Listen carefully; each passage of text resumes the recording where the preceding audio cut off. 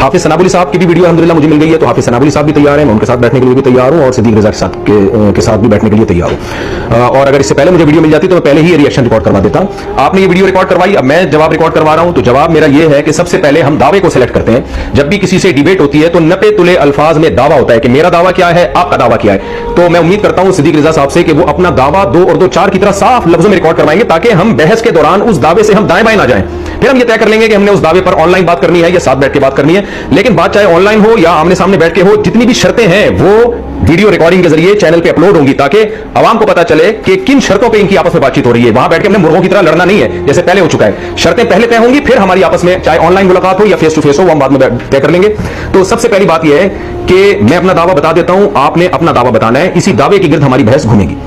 हमारा दावा यह है कि रुखसती के बाद अगर कोई शख्स इकट्ठी 3 तलाकें देता है, बीवी को यूं कहता है तुम्हें तलाक है तलाक है तलाक है, तो 3 तलाकें वाक़ई हो जाती हैं नाजायज होने के बावजूद। नाजायज हम भी समझते हैं, नाजायज आप भी समझते हैं, लेकिन तलाकें वाक़ई हो जाती हैं।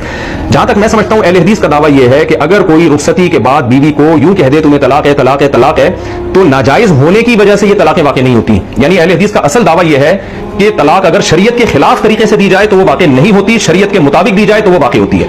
अगर यही दावा है आपका तो काइंडली सिद्दीक रजा साहब आप फौरन से पहले ये वीडियो अपलोड कर दें कि हाँ जी मुफ्ती साहब हमारा यही दावा है कि रुखसती के बाद अगर कोई नाजायज तरीके से बीवी को तलाक देगा तो तलाक वाक़ई नहीं होगी, जायज तरीके से देगा तो तलाक वाक़ई होगी, ताकि दावा खुल के सामने आ जाए, फिर हम उसी दावे के गिर्द घूमेंगे। नाजायज मैं भी मानता हूं, नाजायज आप भी मानते हैं, तो इस पर तो बहस ही नहीं करनी है। बहस हमने मैं इसलिए कह रहा हूं ताकि हमारी बहस सिमटे, गैर जरूरी चीजों में हमारी जो है ना वो सलाहियत जाया ना हो, टाइम जाया ना हो, हमारा मेरा भी और आपका भी और आवाम का भी।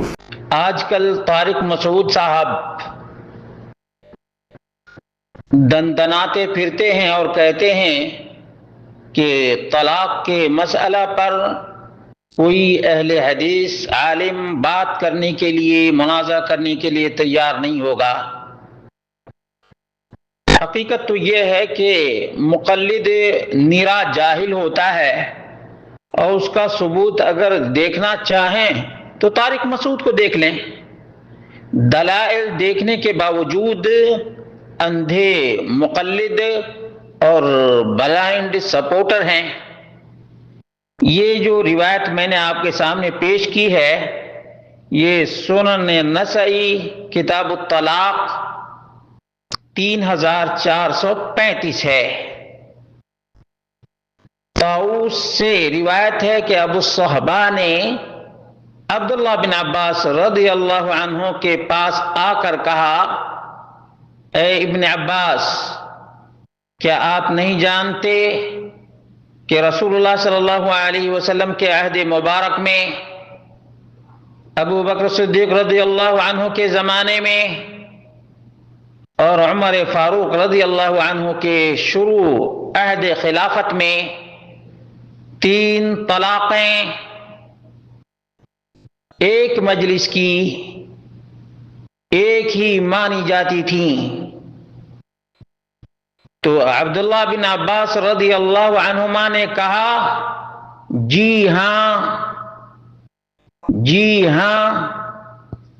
ये रिवायत मुस्नद अहमद जिल्द नंबर 1 सफ़ा नंबर 314 पर भी है। और इतना ही पर बस नहीं, बल्कि सही मुस्लिम में 3675 है।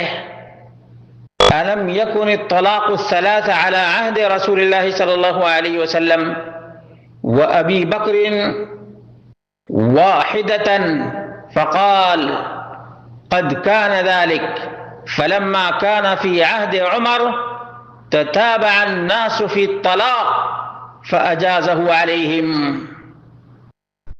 ये सही मुस्लिम के अल्फाज मजीद वजाहत करते हैं कि उमर फारूक रज़ियल्लाहु अन्हु के ज़माने में तलाक की कसरत हो गई थी।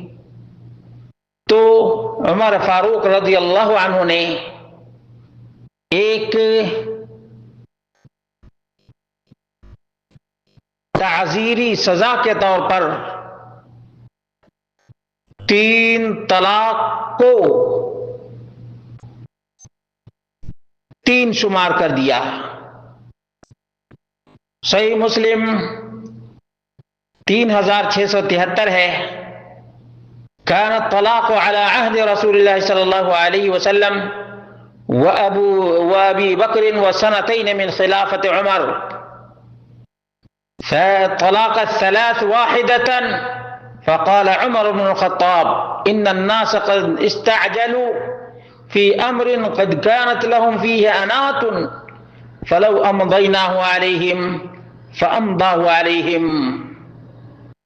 نبی کریم صلی اللہ علیہ وسلم کے زمانے میں، ابو بکر صدیق کے زمانے میں اور عمر فاروق کی خلافت کے ابتدائی 3 سالوں میں یا 2 سالوں میں ایک مجلس کی 3 طلاقیں ایک ہی شمار ہوتی تھیں. اسی طرح سے صحیح مسلم 3674 ہے: كان الطلاق تجعل واحدة على عهد النبي صلى الله عليه وسلم وأبي بكر وثلاثا من إمارة عمر. فقال ابن عباس: نعم. کہ ایک مجلس کی 3 طلاقیں نبی کریم صلی اللہ علیہ وسلم کے زمانے میں، ابو بکر صدیق کے زمانے میں اور عمر فاروق کی امارت کے ابتدائی 3 سالوں میں ایک ہی شمار کی جاتی تھی. ایک مجلس کی 3 طلاقیں ایک شمار کی جاتی تھی. بولو تقلید کے ٹھیکیداروں، تم مناظرے کا چیلنج کرتے ہو، ہندوستان کے حالات کو تم دیکھ لو اور اپنے ملک کے حالات کو تم دیکھ لو. اس نبی کریم صلی اللہ علیہ وسلم کے زمانے کے اجماع، ابو بکر صدیق رضی اللہ عنہ کے زمانے کے اجماع اور عمر فاروق رضی اللہ عنہ کی خلافت کے ابتدائی 3 سالوں کے اجماع کو توڑنے کا نتیجہ حلالہ سینٹر. حلالہ سینٹر دیکھ لو، عزتیں نیلام ہو رہی ہیں، کرائے کے 60 تیار رہتے ہیں. اٹھاؤ ابو داؤد 2199، اس میں بھی وضاحت ہے: طلق امراته 3 قبل ان يدخل بها جعلوها واحدة على عهد رسول الله صلى الله عليه وسلم وصدر من امارة عمر فلما رأى الناس قد تتابعوا فيها قال اجيزوهن عليهم. اسی طرح سے سنن ابو داؤد 2200: الثلاث تجعل واحدة على عهد النبي صلى الله عليه وسلم وأبي بكر وثلاثا من إمارة عمر. قال ابن عباس: نعم. اتنے حوالے جات میں نے اس لیے پیش کیے ہیں تاکہ تقلید کے ٹھیکیدار اب بھی اپنے ضمیر کو ٹٹولیں اور کرائے کے سانڈوں کے لیے حلالہ سینٹر نہ کھولیں. اور جو نبی اکرم صلی اللہ علیہ وسلم کے زمانے میں طلاق 3 فی مجلس واحد کا حکم تھا اس پر عمل کریں. ایک آرڈیننس کے ذریعے سے محمد رسول اللہ صلی اللہ علیہ وسلم کا فرمان ٹالا نہیں جا سکتا ہے اور مسلم خواتین کی عزتیں نیلام نہیں کی جا سکتی ہیں.